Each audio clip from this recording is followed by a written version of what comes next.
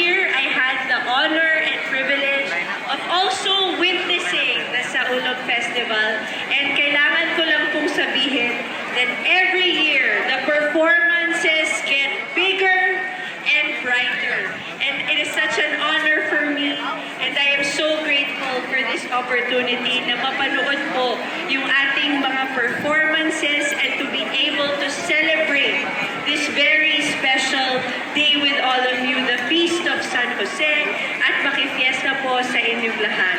Earlier in one of our performances, I saw the message that there is beauty and power in unity. And that is something that you have shown here in our Saulog Festival 2025. Because sama-sama tayo, because everyone here, not just in Tagbilaran, but the entire province of Bohol has been united, talagang nakikita natin ang beauty and power niyo pong lahat.